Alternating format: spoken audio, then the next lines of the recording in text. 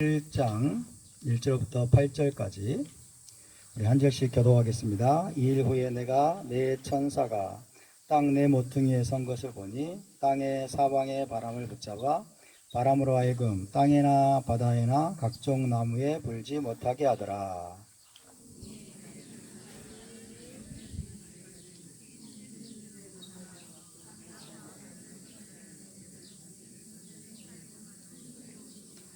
이르되 우리가 우리 하나님의 종들의 이마에 인치기까지 땅이나 바다나 나무들을 해하지 말라 하더라.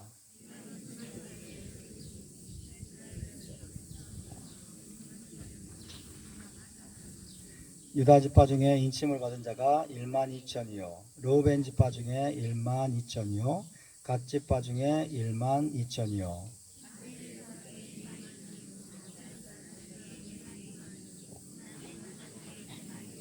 시므온 지파 중에 12,000이요 레위 지파 중에 12,000이요 이사갈 지파 중에 12,000이요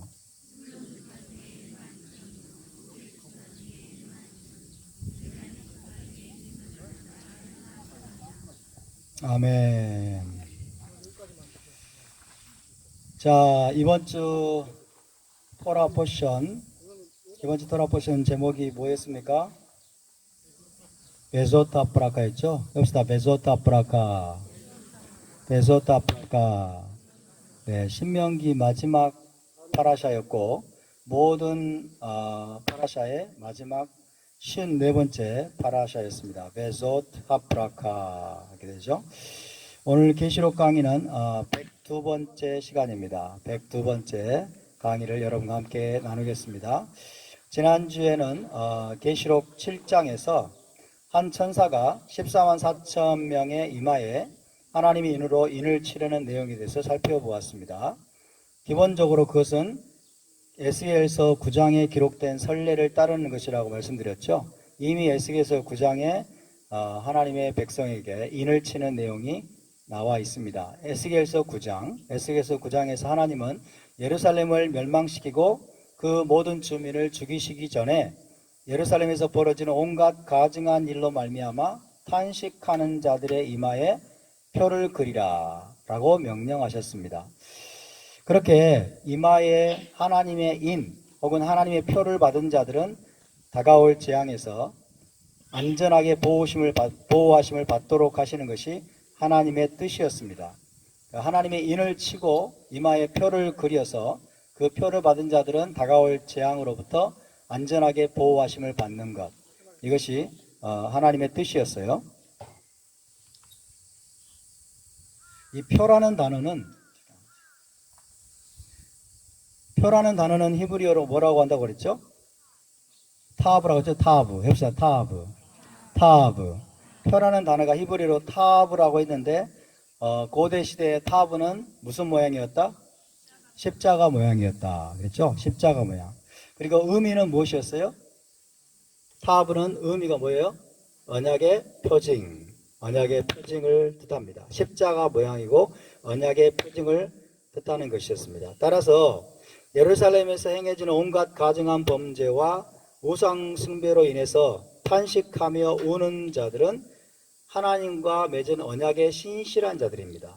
하나님과 맺은 언약의 신실한 자들로서 그들의 이마에 뭐가 새겨지는 걸까요? 언약의 표징이 새겨지는 거예요. 언약의 표징이 새겨지는 것인데 다른 지시가 없다면 아마도 타브에 해당하는 십자가 모양이 그들의 이마에 새겨졌을 것이다 라고 우리가 추정해 볼 수가 있습니다. 십자가 모양이 그들의 이마에 새겨졌을 것이다. 언약의 신실한 자들의 이마에. 그런데 그 십자가 모양은 사람의 육안으로 볼 수 있을까요? 없을까요? 볼 수는 없겠죠. 그죠? 하나님이 알아볼 수 있는, 그죠? 하나님만이 알아볼 수 있는 영적인 표징입니다. 다른 사람이 보면 몰라요. 그냥 이마에 천사에 의해서 십자가 모양 언약의 표징이 그려지는 것은 육안으로는 보이지 않는 영적인 차원의 그런 표시였을 것이라고 여러분 생각하시면 되겠습니다. 그들은 하나님과 맺은 언약을 사랑하고 그 언약의 신실함으로써 여호와 하나님께 끝까지 충성하는 자들이기 때문에 다가올 재앙과 살육이 가까이 할 수 없다고 하나님께서 마치 팻말을 세우시는 것과 같습니다. 팻말을 세워두는 거예요. 접근 금지. 이 사람에게는 접근하지 말라. 어떤 재앙도, 어떤 환난도 이 사람에게는 접근하지 말라라고 하나님이 팻말을 세워두시는 것과 같은 것이라고 이야기할 수가 있습니다. 계시록 7장에서도 기본적인 의미는 동일합니다. 하나님의 인으로 이마에 인이 쳐지는 14만 4천 명은 다가올 재앙에서 기적적으로 보호하심을 받을 것임을 보여주는 것입니다. 자, 지난주 강의에서 또 우리가 잊지 말아야 될 것은 이 14만 4천 명이 구원받은 자들의 총수가 결코 아니라는 사실입니다. 14만 4천 명은 구원받은 인간의 총수도 아니고, 그 다음에 구원받은 이방인 교회 신자들의 총수도 아닙니다. 14만 4천 명은 누구냐 그러면 기록된 그대로 이스라엘 12지파에서 각 12,000명씩 선발해낸 이스라엘 사람들입니다. 14만 4천 명. 이스라엘 12지파에서 각 지파마다 12,000명씩 선발해낸 이스라엘 사람들이 바로 14만 4천 명이다. 그 사람들은 문자 그대로 14만 4천 명입니까? 예, 그렇습니다. 그 숫자에는 물론 상징적인 의미가 있습니다만은, 그러나 이것은 문자 그대로 14만 4천 명이 마지막 때에 하나님의 인으로 인치심을 받을 것을 이야기하고 있는 것입니다. 대체 신학의 관점으로 성경을 해석하는 신학자들은 14만 4천 명이 이스라엘 사람이 아니라 예수를 믿고 구원받은 이방인 신자들의 총수라고 말하는데, 그것은 얼토당토하는 억측일 뿐입니다. 이것은 성경의 문자적인 의미를 완전히 훼손하는 그런 해석이라고 이야기할 수가 있겠습니다. 자, 그러면 우리가 14만 4천 명의 정체를 알기 위해서 좀 더 깊이 한번 들어가 보겠습니다. 7장 3절을 다 같이 읽어봅시다. 7장 3절. 말도 많고 탈도 많은 14만 4천 명. 도대체 그들은 누구인가? 자, 7장 3절을 함께 읽습니다. 시작. 이르되 우리가 우리 하나님의 종들의 이마에 인치기까지 땅이나 바다나 나무들을 해하지 말라 하더라. 그랬죠? 우리가 우리 하나님의 종들의 이마에 인치기까지 땅이나 바다나 나무들을 해하지 말라 하더라. 자, 우리가 이 성경을 연구할 때 한 단어 한 단어가 참 중요합니다. 그리고 성경에 나오는 표현들 자체가 굉장히 히브리적으로 토라적으로 어떤 의미인가를 우리가 살피는 것이 중요합니다. 하나님의 인으로 이마에 표를 받을 14만 4천 명의 정체에 대해서 7장 3절이 뭐라고 표현하고 있죠? 우리 하나님의 종들이라고 되어 있죠. 우리 하나님의 종들. 답사 우리 하나님의 종들. 우리 하나님의 종들. 그러니까 장차 환란에서 구원받을 자들도 아니고 또 구원받은 자들의 총수도 아니고 뭐라고 말해요? 우리 하나님의 종들. 우리 하나님의 종들. 그들의 이마에 표를 하는 거예요. 그들이 14만 4천 명입니다. 우리 하나님의 종들. 히브리어로 하면은 아브데이 엘로헤이누 이렇게 됐어요. 아브데이 엘로헤이누. 우리 하나님의 종들. 이렇게 됐어요. 우리 하나님의 종들. 아브데이 엘로헤이누. 합시다. 아브데이 엘로헤이누. 아브데이 엘로헤이누. 네. 이스라엘 12지파에서 각각 12,000명씩 선발해서 14만 4천 명을 만들고 그들의 이마에 하나님의 표를 새겨 따로 구별해 세우실 것을 명하시는데 과연 그들은 누구인가? 7장 3절에서 나오는 힌트는 뭐냐면 우리 하나님의 종들이라는 표현입니다. 우리 하나님의 14만 4천 명은 누구냐? 우리 하나님의 종들이라는 뜻이에요. 우리 하나님의 종들. 거기에 주목하셔야 됩니다. 다시 해봅시다. 우리 하나님의 종들. 우리 하나님의 종들. 이 표현이 굉장히 의미심장한 표현입니다. 우리 하나님의 종들. 자, 여러분, 하나님의 종이라고 하는 것은 잘 들으세요. 하나님의 종이라고 하는 것은 하나님께서 특별한 사역이나 특별한 임무 혹은 특별한 목적을 위해서 따로 구별하여 세우신 자라는 의미를 가지고 있습니다. 하나님의 특별한 임무나 미션이나 목적을 위해서 하나님이 따로 구별하여 세우신 자, 이런 사람을 하나님의 종이라고 말합니다. 물론 여러분 브로드하게는 광범위하게는 온 이스라엘이 하나님의 종이에요. 온 이스라엘의 종이지만은 그러나 좀 더 특정하게 하나님의 종이라고 말하는 그런 사람들이 있습니다. 그들은 누구냐? 하나님의 특별한 목적을 위해, 하나님의 특별한 미션을 위해 하나님께서 따로 구별하여 세우셔서 사용하시는 자, 이런 사람을 하나님의 종이라고 합니다. 대표적으로 여러분 토라는 종종 모세를 하나님의 종 모세라는 칭호로 부르고 있습니다. 하나님의 종 모세 혹은 여호와의 종 모세라는 칭호로 부르고 있습니다. 바사 제국에서 다리오 왕은 다니엘을 뭐라고 불렀냐면 하나님의 종 다니엘아 이렇게 불렀어요. 다니엘서를 보면 다니엘에 대해서 다리오 왕이 하나님의 종 다니엘아 이렇게 불렀단 말이에요. 그렇다면 여러분, 하나님이 특별한 목적으로 불러서 구별하여 세우신 자 중에 대표적인 존재는 누구일까요? 선지자들이에요. 선지자들이 하나님의 종입니다. 무엇보다도. 그러나 선지자들만이 아니라 하나님의 특별한 미션과 목적과 임무를 위해 하나님이 따로 구별하여 세우신 사람들을 우리는 하나님의 종이라고 성경이 부르고 있다라는 사실을 이해하는 것이 중요합니다. 또 예수와는 사도행전에서 거룩한 종 예수와라고 불렸습니다. 거룩한 종 예수와. 거룩한 종, 누구의 종이란 말이에요? 하나님의 종이란 말이죠. 거룩한 하나님의 종이라고 불렸어요. 예수와는 거룩한 하나님의 종 예수와라고 불렸습니다. 사도 바울은 자신을 뭐라고 늘 아이덴티파이 했습니까? 자신의 신분, 정체를 뭐라고 소개를 했냐면 하나님과 예수와 마시아 그의 종 사도 바울은 이렇게 얘기하죠. 그러니까 하나님의 종이라는 게 자기는 하나님의 종이고 예수와 마시아 그의 종이라는 겁니다. 그러니까 사도 바울은 어떤 사람이에요? 하나님의 특별한 목적을 위해, 하나님의 특별한 미션을 위해 하나님이 불러서 따로 구별하여 세우신 자라는 것을 의미하고 있는 거예요. 이해되십니까?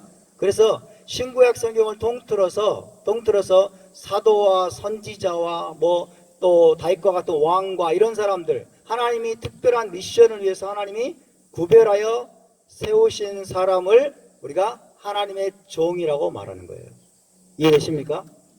그렇다면 여러분 7장 3절에서 우리 하나님의 종들의 이마에 인치기까지 이랬어요. 우리 하나님의 종들의 이마에 인치기까지. 그러면 이 사람들은 누구라는 얘기입니까? 이 사람들은 누구란 얘기예요? 마지막 때에 잘 들으세요. 마지막 때에 특별한 하나님의 목적과 하나님의 미션과 하나님께서 그들에게 부여할 임무를 위해서 하나님이 따로 구별하여 세우시는 사람들이에요. 이해되십니까? 구원받은 사람들의 총수 말도 안 되는 거예요. 구원받은 사람들의 총수 말도 안 되는 거예요. 마지막 때에 하나님께서 특별하게 어떤 임무와 미션을 맡기시려고 하는데 하나님이 특별하게 어떤 목적을 수행하도록 하나님께서 그들에게 목적을 맡기시기 위해서 여러분 그들에게 인을 쳐서 그들을 구별하여 세우시는 거예요. 그래서 그들을 내보내시는 겁니다. 이해되십니까? 그죠? 특별한 하나님의 사역자들이라고 말할 수 있어요. 특별한 하나님의 사역자들. 토라에 보면 특별한 전투나 어떤 특별한 목적을 위해서 각 지파에서 1000명씩의 정예병을 선발한 예가 나옵니다. 특별한 전투를 하기 위해서 특별한 전투를 수행하도록 각 지파에서 1000명씩의 정예병을 선발한 예가 나오는데 민수기 31장 미디안과의 전쟁에 있었습니다. 미디안과의 전쟁. 자, 이 미디안과의 전쟁에서 모세는 전쟁에 나갈 군사들을 12지파에서 1000명씩 선발해서 12,000명을 내보냈습니다. 자, 미디안과의 전쟁에 나갈 군사들, 정예병을 선발하는데 각 지파 12지파에서 1000명씩 선발했어요. 1000명씩 선발해서 12,000명, 총 12,000명의 정예병을 선발해서 미디안과의 전쟁에 나가서 싸우도록 그렇게 모세가 선발한 신뢰가 나옵니다. 자, 그 내용을 한번 읽어볼까요? 찾아볼까요? 민수기 31장 3절에서 5절입니다. 각 지파에서 1000명씩 선발해 총 12,000명을 출전시킨 신뢰입니다. 12지파에서 1000명씩이니까 12,000명이죠. 민수기 31장 3절에서 5절을 우리가 함께 다같이 봉독합니다. 시작. 모세가 백성에게 말하여 이르되 너와 함께 있는 사람들 가운데서 전쟁에 나갈 사람들을 무장시키고 미디안을 치러 보내어 여호와의 원수를 갚되 이스라엘 모든 지파에게 각 지파에서 1000명씩을 전쟁에 보낼지니라 하매 각 지파에서 1000명씩 이스라엘 100만 중에서 12,000명을 택하여 무장을 시킨지라. 할렐루야. 그러니까 온 이스라엘을 대표해서 12지파에서 1000명씩을 선발해서 정예병, 그죠? 가장 싸움 잘하는 자들을 아마 선발했겠죠? 싸움 못한 자들이 아니라 가장 뛰어나고 가장 싸움을 잘하는 정예병들 12,000명을 선발해서 내보내는 거예요. 내보내서 싸우게 하는 겁니다. 이와 같은 원리가 지금 계시록 7장에서도 적용이 되고 있다라고 여러분이 생각하시면 됩니다. 자, 민수기 31장에서는 12지파에서 몇 명씩? 1000명씩. 그죠? 1000명씩인데 계시록 7장에서는 거기다가 곱하기 12를 하는 거예요. 그러면 12지파에서 12,000명씩이에요. 12지파 12,000명씩 뽑아가지고 하나님이 어떤 마지막 때의 전쟁이나 혹은 하나님의 특별한 미션을 위해서 그들을 따로 구별해서 세우시는 겁니다. 이해되시면 아멘. 아멘. 그래서 그들의 이마에 이제 인을 치게 하시는 겁니다. 다시 한번 묻습니다. 이 사람들은 모든 시대에 구원받은 자들의 총수입니까? 절대로 아닙니다. 모든 이방인 교회에 속한 여러분 구원받은 이방인들의 숫자입니까? 아닙니다. 절대로 아닙니다. 그죠? 이스라엘 12지파에서 하나님이 특별한 자들, 정예병과 같은 자들, 뛰어난 자들, 영적으로 혹은 성숙한 자들, 혹은 충성된 자들, 하나님이 가장 신뢰할 만한 자들이겠죠. 하나님이 가장 신뢰할 만한 자들을 12,000명씩 뽑아가지고 144,000명을 하나님이 따로 구별하여 세우시고 그들의 이마에 인을 치는 겁니다. 아멘. 그래서 결정적인 순간에 하나님의 중요한 미션, 전쟁이 될 수도 있습니다. 어린 양과 함께 싸우는 전쟁이 될 수도 있고 중요한 미션을 수행하도록 그들을 준비시키는 거예요. 구별해서 세우시는 겁니다. 이해되십니까? 그러니까 이 144,000명이 안 들어갔다고 해서 우리가 구원받은 것은 아니다라고 말하면 안 됩니다. 그죠? 144,000명이 안 들어간다고 해서 이 안 들어간 사람들은 구원 못 받은 거야. 이렇게 말하는 것은 말도 안 되는 거예요. 지금 신천지가 그렇게 가르치고 신천지가 그렇게 가르치고 여호와의 증인도 그렇게 가르치고 지금 그렇게 가르치고 있어요. 그러나 이 144,000명에 들어가야만 구원받는 것이 아니다. 모든 구원받은 자들이 이마에 표를 받는 것은 아니다 라는 사실을 꼭 여러분이 기억하셔야 되겠습니다. 그래서 여러분이 144,000명에 안 들어가더라도 슬퍼하거나 분노하지 말라고 그랬죠. 144,000명에 포함되지 않더라도 슬퍼하거나 노하지 말고 두려워하지 마시기 바랍니다. 우리 옆 사람과 인사해 봅시다. 144,000명에 못 들어가도 이마에 하나님의 일을 못 받아도 슬퍼하거나 분노하지 마십시오. 할렐루야. 걱정할 게 있다 없다? 걱정할 것이 없습니다. 구원받는 데는 아무 문제가 없습니다. 구원받는 것과는 아무 상관이 없는 사건이에요. 이해되십니까? 9절부터 보면은 뭐예요? 허다한 무리가 보좌 앞에서 하나님을 찬송하는 내용이 나오죠? 이게 여러분 허다한 이방인 신자들이 아마 구원받는 것을 보여주는 것입니다. 그러니까 144,000명이 꼭 들어가야만 구원받는다 이런 생각을 지금부터는 버리시기 바랍니다. 아멘. 자, 계시록 7장에 하나님의 인을 맞은 144,000명이 구원받은 자들의 총수가 아니라 하나님의 특별한 목적과 미션을 위해 따로 구별된 존재들이라는 것을 증명해 주는 말씀이 또 있습니다. 또 있는데 그게 바로 계시록 14장입니다. 계시록 14장에 144,000명이 또 나옵니다. 자, 그러면 계시록 14장에서는 좀 더 구체적으로 나오고 있어요. 이 사람들의 정체성이. 이 사람들이 누구인가?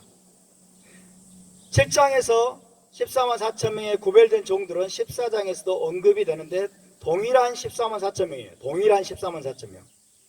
자, 그래서 이 14장으로 한번 가보겠습니다. 계시록 14장. 계시록 14장으로 한번 가봅시다. 14만 4천 명이 마지막 때 어린 양과 함께 중요한 미션을 수행하도록 하나님에 의해서 특별히 인침받고 구별된 존재들이다 라는 것을 알 수가 있어요. 14장 1절부터 5절을 우리가 천천히 한번 읽어보겠습니다. 14장 1절에서 5절. 과연 14만 4천 명이 구원받은 자들의 총수인지 아닌지 우리가 알 수 있습니다. 계시록 14장 1절에서 5절 말씀을 천천히 우리가 한번 읽어보겠습니다. 시작. 또 내가 보니 보라 어린 양이 시온산에 섰고 그와 함께 14만 4천이 서 있는데 그들의 이마에는 어린 양의 이름과 그 아버지의 이름을 쓴 것이 있더라. 내가 하늘에서 나는 소리를 들으니 많은 물소리와도 같고 큰 우레소리와도 같은데 내가 들은 소리는 검은 고 타는 자들이 그 검은 고를 타는 것 같더라. 그들이 보좌 앞과 네 생물과 장로들 앞에서 새 노래를 부르니 땅에서 속량함을 받은 14만 4천 밖에는 능히 이 노래를 배울 자가 없더라. 이 사람들은 여자와 더불어 더럽히지 아니하고 순결한 자라. 어린 양이 어디로 인도하든지 따라가는 자며 사람 가운데에서 속량함을 받아 처음 익은 열매로 하나님과 어린 양에게 속한 자들이니 그 입에 거짓말이 없고 흠이 없는 자들이더라. 할렐루야. 자, 여러분 14만 4천 명에 속한 사람들의 영적인 성숙함, 영적인 완전함 굉장히 기준이 높죠? 굉장히 기준이 높습니다. 그럼 이런 사람들만 구원받는단 말입니까? 이렇게 돼버리는 거예요. 그러니까 구원받은 자들의 총수가 결코 아니다라고 할 수 있죠. 자, 1절에 보면요. 어린 양이 어디에 서 있어요? 어린 양이 어디에 서 있어요? 시온산에 서 있어요. 이 시온산은 어디를 가리킵니까? 예루살렘 성전산을 가리키는 거예요. 그죠? 예루살렘 성전산. 예루살렘 성전산에 서 있습니다. 어린 양이. 그죠? 하늘에 있는 시온산이라고 생각하면 안 됩니다. 아시겠죠? 이 자꾸 우리 기독교 신학은요, 자꾸 이거 영적으로 막 보려고 그래요. 그러니까 이 시온산을 저 예루살렘에 있는 성전산이라는 것을 다 희석시키기 위해서 하늘에 있는 시온산이라고 막 이렇게 말을 하는 거예요. 아니요. 어린 양이신 예수와죠. 어린 양이 예루살렘 성전산에 서 있는 거예요. 성전산에. 뭐 하기 위해서? 마지막 때 특별한, 그분이 행하실 특별한 미션을 수행하기 위해서. 아버지께서 그에게 부여한 특별한 미션을 수행하기 위해서 어린 양이 시온산에 서 있는 모습을 보게 됩니다. 예루살렘 성전산에. 자, 그런데 그와 함께 누가 서 있어요? 그와 함께 누가 서 있어요? 14만 4천 명이 서 있다고 그랬죠? 어린 양과 함께 14만 4천 명이 시온산에 함께 그곳에 서 있습니다. 그러니까 뭐냐면요, 마지막 때 어린 양께서 예루살렘 성전산에서 아주 중요하고 특별한 미션을 수행하려고 하는데 거기에 14만 4천 명이 함께 하는 거예요.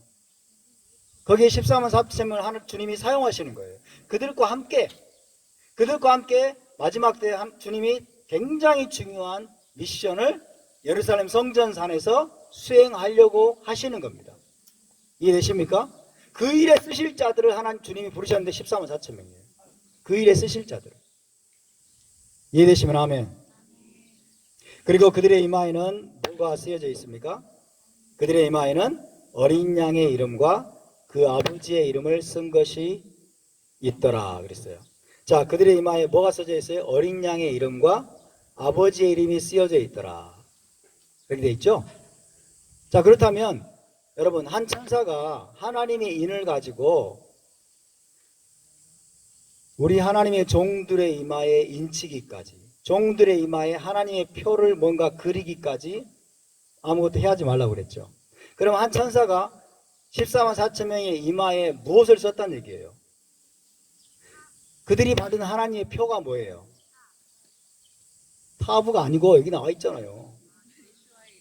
어린 양의 이름과 아버지의 이름이 기록됐다고 그랬잖아요. 그죠? 어린 양의 이름과 아버지의 이름. 어린 양의 이름은 무엇일까요? 아마도 예슈아겠죠. 아버지의 이름은 뭘까요? 요드의 바브의. 그죠?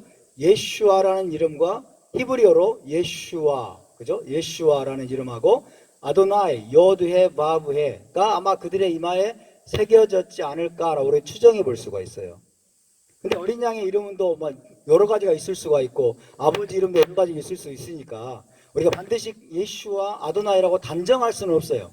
그렇죠? 그러나 높은 확률로 예슈아라는 이름과 아도나이라는 이름이 14만 4천 명의 이마에 새겨졌다라고 우리가 어느 정도 추정할 수는 있죠. 아멘?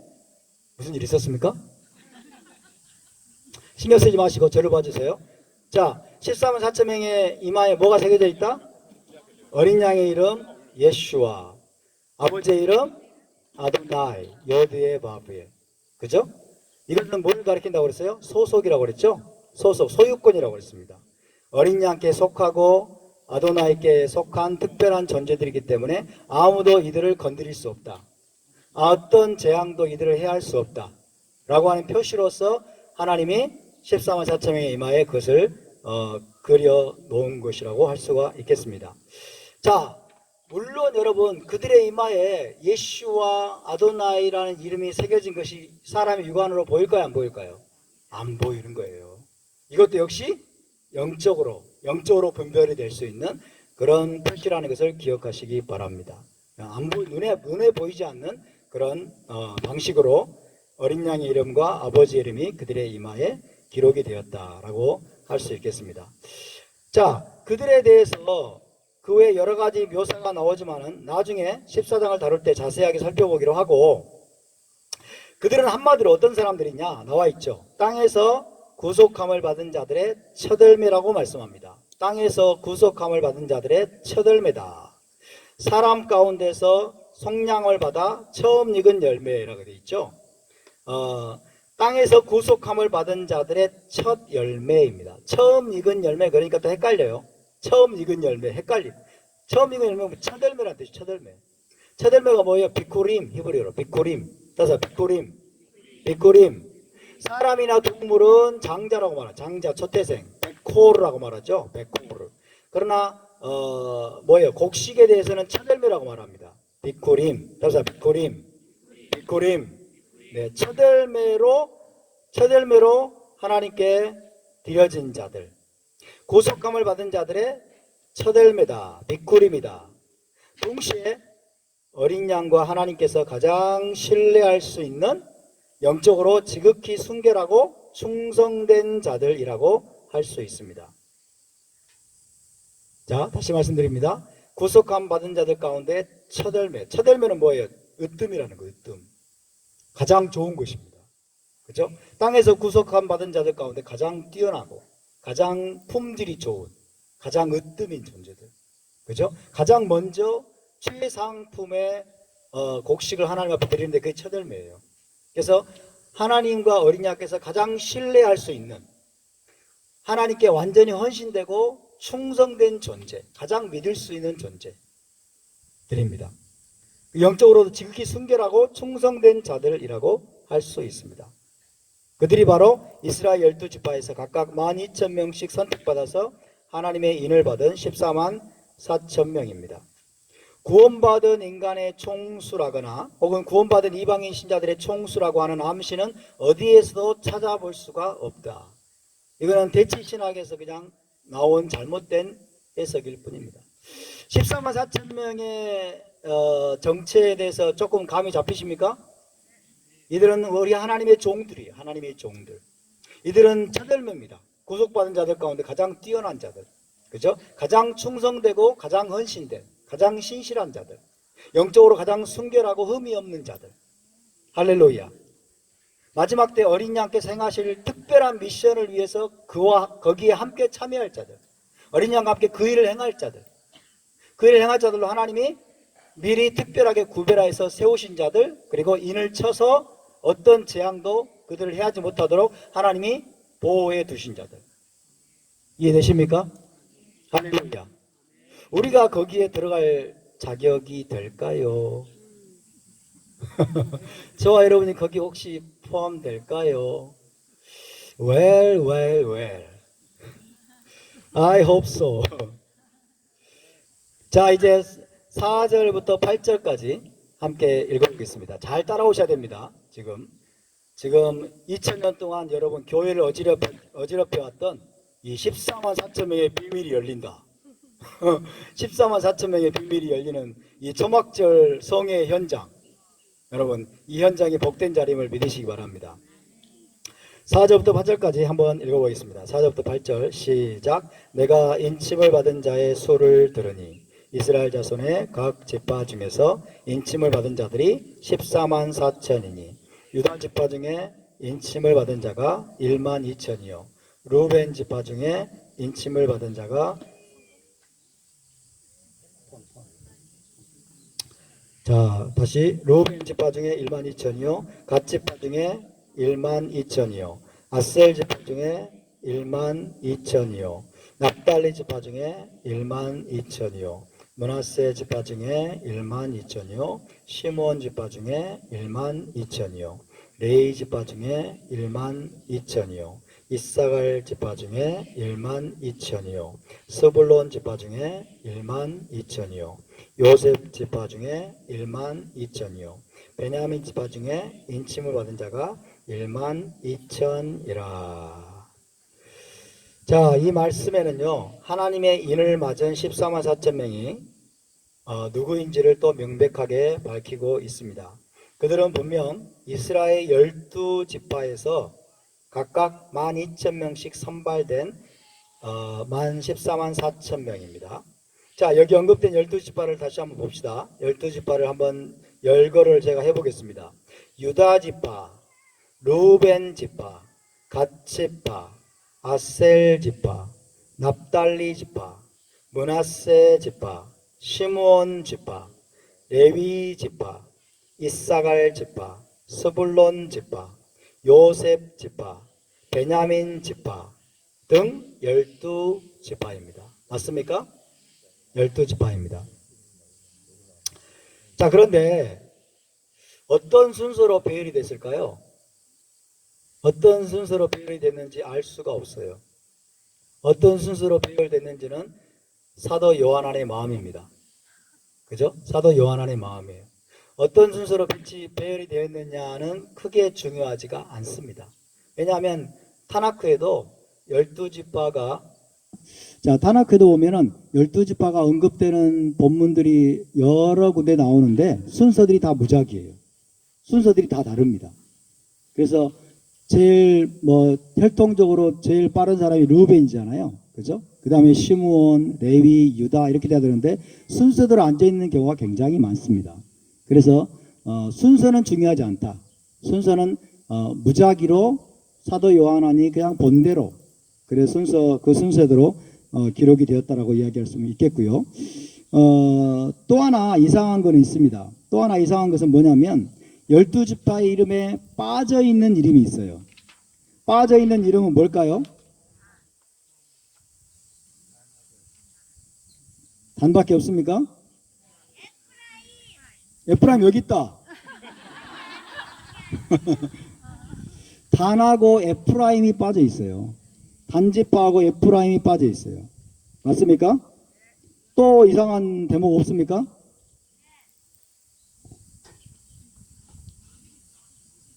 또 이상한 대목 없어요? 레위 지파가 들어가 있네요. 그죠? 레위 지파가 들어가 있어요. 또 이상한 대목. 요셉 지파가 들어가 있는데 므낫세가 또 언급되고 있네요. 그러면 므낫세는 사실상 2번 언급된 것 같죠? 그죠? 요셉 지파 안에 므낫세가 있으니까. 그러니까 므낫세는 2번이나 들어가 있는 것 같은데 에프라임이라는 이름은 명시적으로 빠져 있고 단지파도 빠져 있고 그리고 레위 지파가 들어가 있습니다. 자, 이런 것들이 좀 이상한 대목이에요. 근데 왜 그랬느냐에 대해서는 그 이유가 명확하지가 않습니다. 왜 단과 에프라임 지파가 빠졌는지 왜 요셉 지파가 언급되었는데 므낫세 지파가 또 언급되었는지 그 이유가 명확하지가 않습니다. 그래서 온갖 억측이 또 난무하죠. 온갖 다양한 또 말도 안 되는 해석들이 난무하고 있는 것이 현실입니다. 어떤 해석에 따르면 이 단지파, 단이 과거에 우상숭배에 깊이 빠졌고 또 단지파가 적그리스도가 나올 지파로 예언되어 있기 때문에 12지파 이름에서 단지파가 빠졌다라는 해석이 있습니다. 단지파가 우상숭배에 깊이 빠졌고 그 다음에 단지파에서 적그리스도가 나올 그런 지파로 예언되어 있기 때문에 단지파는 12지파에서 하나님이 빠뜨리셨다. 이렇게 해석하는 경우가 있습니다. 그런 해석의 근거로 사용하는 본문이 창세기 49장에 있어요. 한번 찾아볼까요? 창세기 49장. 창세기 49장. 단지파에서 적그리스도가 나온다? 어디서 그런 해석이 나올 수 있었을까? 창세기 49장 17절을 봐보겠습니다. 창세기 49장 17절. 49장 17절. 자, 함께 있습니다. 시작. 다는 길섭의 뱀이요 샛길의 독사로다. 말굽을 물어서 그 탐자를 뒤로 떨어지게 하리로다. 다는 길섭의 뱀이요 샛길의 독사로다. 이랬어요. 단이 뱀과 독사로 비유되어 있죠. 뱀과 독사로 비유되어 있고 말굽을 물어서 그 탄자를 뒤로 떨어지게 할 것이다. 말굽을 물어서 그 탄자가 바로 메시아다 이거예요. 그 탄자가 메시아인데 메시아를 대적할 것이라는 거예요. 자, 단지파는 뱀이다. 단지파는 독사다. 근데 나중에 말굽을 물어서 말탄자, 메시아죠. 메시아, 왕. 메시아를 떨어뜨리도록 메시아를 대적할 것이다. 메시아를 대적하는 존재는 적그리스도다. 그래서 단지파에서 적그리스도가 나오도록 예언되어 있다. 라는 해석에 여러분 동의하시는 분? 동의하시는 분? 말도 안 되는 해석입니다. 말도 안 되는 해석이에요. 다는 길섭의 뱀이요 샛길의 독사로다. 말굽을 물어서 그 탄자를 뒤로 떨어지게 하리로다. 라는 이 야곱의 예언은 긍정적인 예언일까요? 부정적인 예언일까요? 긍정적인 예언이에요. 여러분, 자기 아들 단을 저주하는 예언일까요? 아니에요. 긍정적인 예언이에요. 독사와 같은, 그죠? 뱀과 같은 그런 어떤 책략과 지혜를 가지고 예를 들면 단지파를 이스라엘을 공격하는 말탄자들의 그 말탄자를 무너뜨리는 용맹성을 발휘할 것이라고 하는 그런 의미를 가지고 있다고 해석하는 게 훨씬 더 자연스럽습니다. 아멘. 메시아를 대적하는 적그리스도가 나올 것이라는 예언이 결코 아닌 거예요. 여러분, 적그리스도가 나올 지파는 어디일까요? 아시는 분? 적그리스도가 출현할 것이라고 예언된 지파. 에? 너무 성경을 많이 알고 있어. 제대로 알고 있어. 적그리스도가 나올 지파는 없어요. 여러분. 반유대적인 신학으로 보니까 뭐 단지파냐 뭐 뭔 지파냐 그러는데 적그리스도가 나올 지파는 이스라엘 지파가 아니에요. 아멘? 적그리스도 어디서 나와요? 적그리스도는 짐승에서 나오는 거예요. 짐승의 수장이 적그리스도예요. 이해되십니까? 짐승이 뭐예요? 짐승이 이슬람 제국이에요. 이슬람 제국. 칼리프 제국입니다. 거기에 수장이 적그리스도예요. 근데 무슨 단지파에서 적그리스도 나온다고 말도 안 되는 소리를 하는 겁니까? 그래서 적그리스도가 출현할 것으로 예언되어 있으니까 하나님께서 단지파를 12지파에서 빼버렸다. 12지파에서 취소해버렸어. 12지파에서 삭제해버렸어. 하나님은 그런 분이십니까? 그런 분이 아니시죠? 그러니까 그런 해석은 완전히 잘못된 대체신학, 반유대주의적인 신학에서 나온 잘못된 해석이라는 것을 우리가 알아야 되겠습니다. 그렇다면 단과 에프라임의 이름은 12지파 명단에서 왜 빠져 있는 것일까요? 왜 빠져 있는 것일까요? 궁금하십니까? 짜잔. 개봉 막도하고 다음 주에 할까요?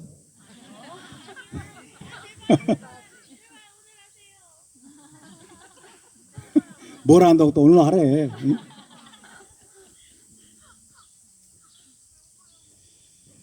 시간이 어떻게 됐습니까? 12시 10분? 좀만 더 하겠습니다, 그러면. 자, 일단 그것을 이해하려면 이스라엘 12지파가 토라와 타나크에서 어떻게 시작이 되고 어떻게 언급되었는지 살펴보아야 될 필요가 있습니다. 이스라엘 12지파는 어디에서 유래했을까요? 야곱의 12아들. 야곱의 12아들로부터 이스라엘 12지파가 시작된 거 알고 계시죠? 야곱은 2명의 아내가 있었고 2명의 첩이 있었습니다. 2명의 아내와 2명의 첩으로부터 몇 명의 아들을 얻었을까요? 12명의 아들을 생산을 했습니다. 그 12아들이 나중에 12지파의 조상들이 되었죠. 그런데 야곱은 애굽에 나중에 내려가서 애굽에서 17년을 살게 됩니다. 17년을 살고 난 다음에 죽기 직전에 놀랍게도 손자에 해당하는 에프라임과 므낫세를 축복만 해주는 것이 아니라 에프라임과 므낫세를 자기 아들들로 입양을 합니다. 자기 아들들로 입양하는 사건. 그래서 에프라임과 므낫세가 야곱의 아들로 입양이 됨으로써 야곱의 여러분 아들들의 숫자에 변화가 일어납니다. 몇 명에서 몇 명으로? 12명에서 14명으로 변화가 일어나죠. 그죠? 자, 에프라임과 므낫세를 야곱의 아들들로 입양했다고 하는 것의 의미는 무엇이냐면 야곱의 아들들이 가지고 있는 그 아들들의 권세가 있어요. 아들들의 권세. 다시 말하면 야곱 자신의 아들들과 동일한 지위로 격상이 되는 거예요. 그래서 그들과 동등한 지파가 되고 동등한 기업을 물려받을 수 있는 권한을 부여받게 되는 거예요. 이해되십니까?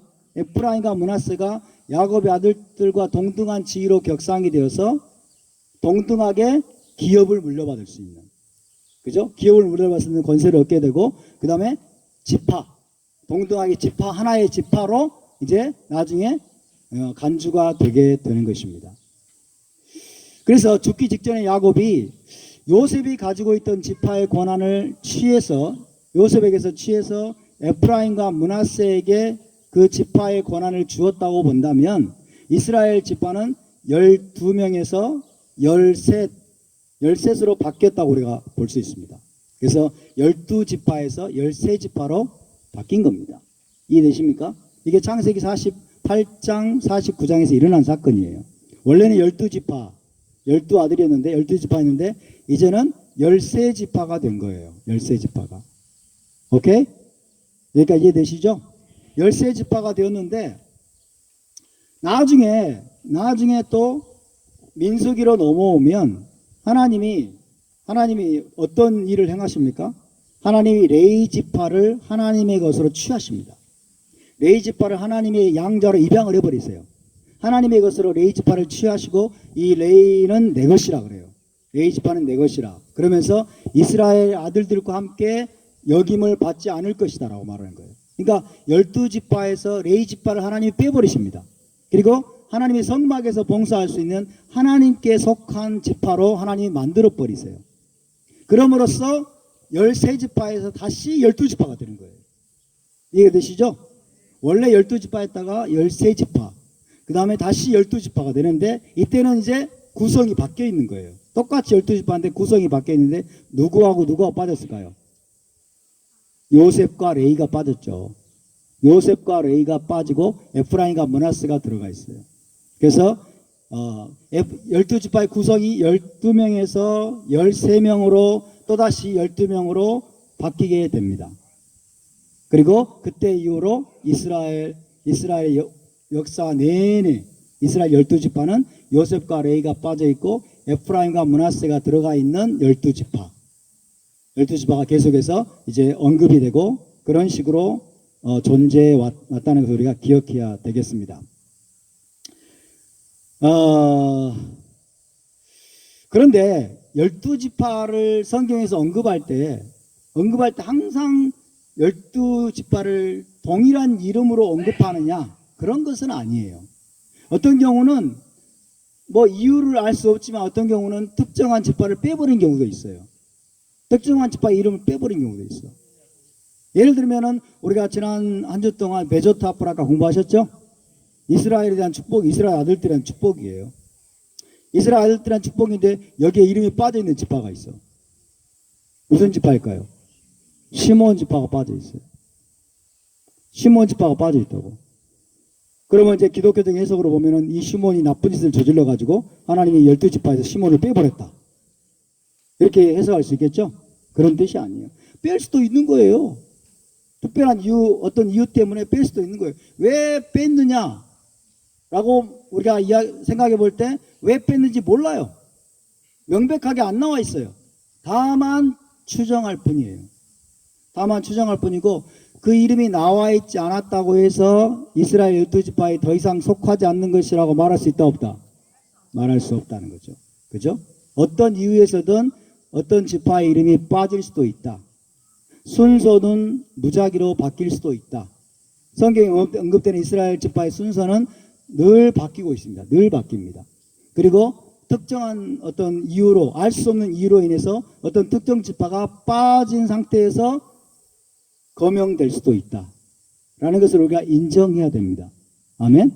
그래서 빠졌다는 사실이 그 사람, 그가 더 이상 12지파에 속하지 않았다라고 말할 수는 없다는 거예요. 오케이입니까? 이해되시면 아멘.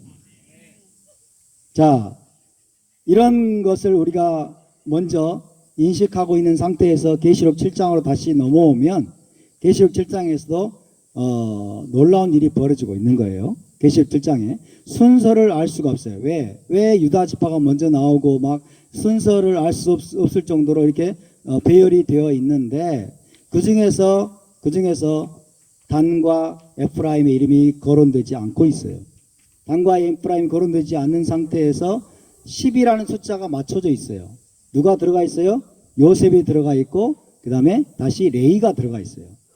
레이 지파, 요셉 지파가 들어가 있어요. 그러면서 10이라는 숫자가 맞춰져 있어요.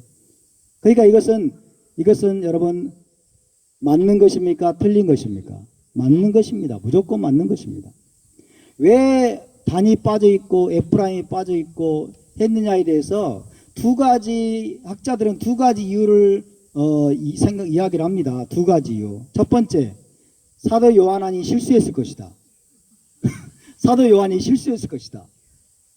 그런 가능성이 있을까요? 그런 가능성 없겠죠? 사도 요한은 히브리인입니다. 히브리인이고 유대인이기 때문에 이스라엘 12지파에 대해 잘 알고 있었을까요? 모르고 있었을까요? 잘 알고 있었어요. 잘 알고 있었어요. 그러니까 요한이 실수했을 가능성은 제로입니다. 제로. 또 하나는요, 서기관이 이 계시록을 필사하는 과정에서 에러가 있었을 것이다. 이런 가능성을 또 제기하기도 합니다. 에러가 있었을 것이다.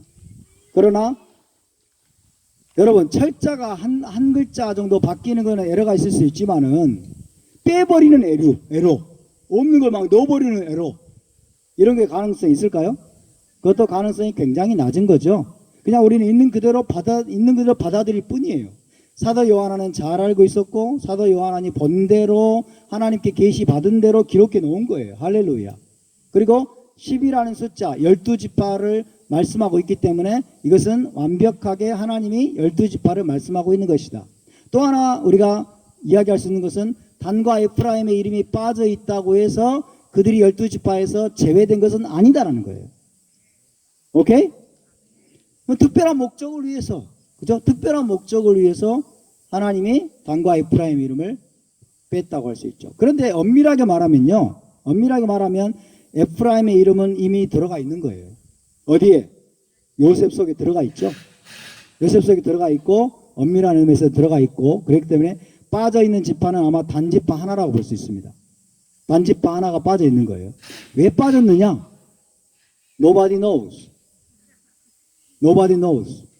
추정하지 마세요. 억측을 하면 안 됩니다. 억지로 여러분 성경을 풀다가 잘못된 방향으로 나가는 경우가 있어요. 그러니까 우리는 다만 추정을 하고 또 상상을 하고 그 다음에 이유를 밝히려고 노력하는 건 좋지만은 함부로 단정을 짓거나 그 다음에 내가 내린 결론을 교리화하거나 정답으로 만들 때 위험한 거예요. 성경 본문에는 이것이 명백하게 나와 있지 않습니다. 명백하게 나왔죠. 그러나 나와 있지 않다고 해서 12지파에 속하지 않다고 말할 수가 없죠. 자, 그런데 참 재밌는 게 있습니다. 에스겔서 47장 48장 어떤 내용일까요? 에스겔 47장 48장 어떤 내용일까요?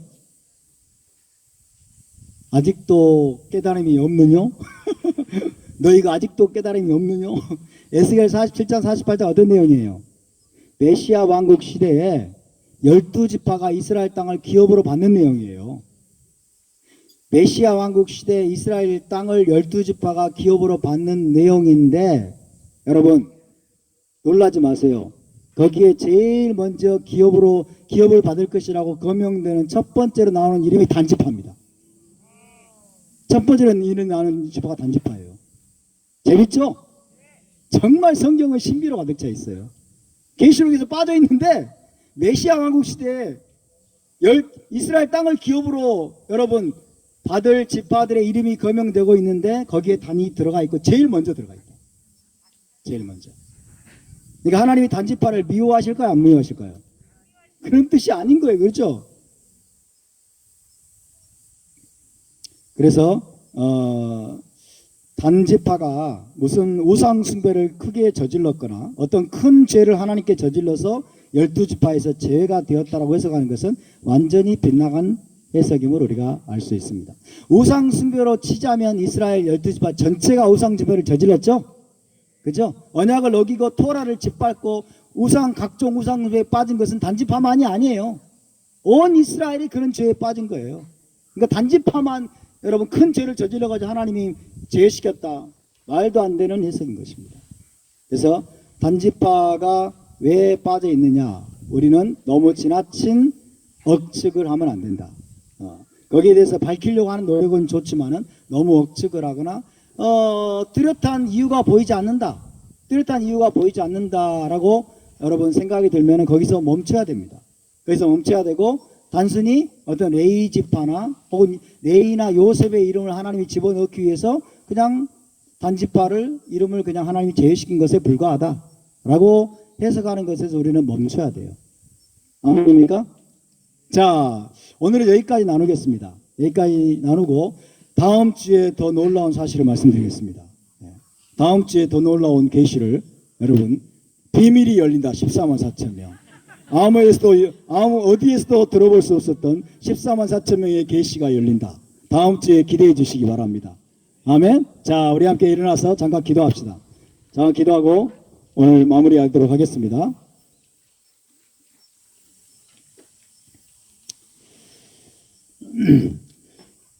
우리가 14만 4천 명에 들어갈 수 있을지 들어갈 수 없을지 아무도 알 수 없지만 중요한 것은 우리가 14만 4천 명을 본받기를 원합니다.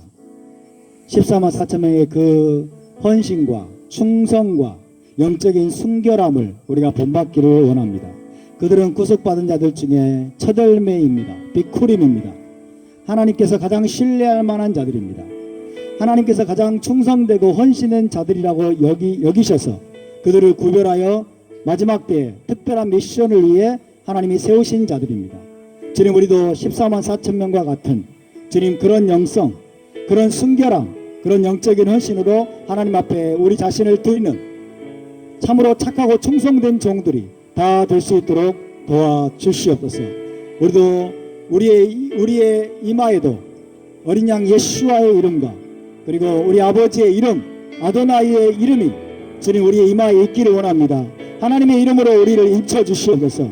하나님께 속한 자들로 우리를 인쳐 주시옵소서. 그래서 악한 자들이 만지지 못하게 하시고 어떤 재앙도 우리를 해하지 못하도록 주님 보호하여 주시옵소서. 우리 함께 다 같이 통성으로 기도하겠습니다. 거룩하시고 자비로우신 아버지 감사드립니다.